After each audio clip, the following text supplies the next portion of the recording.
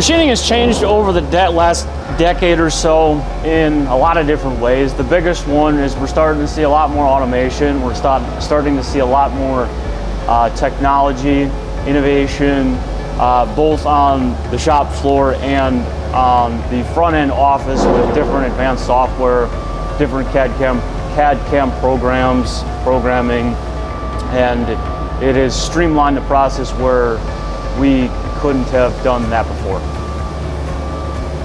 The machines have been improved a lot.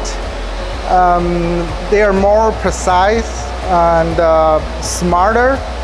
Also, they're easier to operate, and we're able to make high quality products.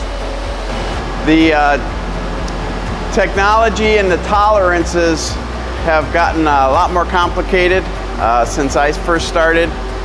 What used to be a plus or minus 10 thousandths on an average print is now 1 thou or less.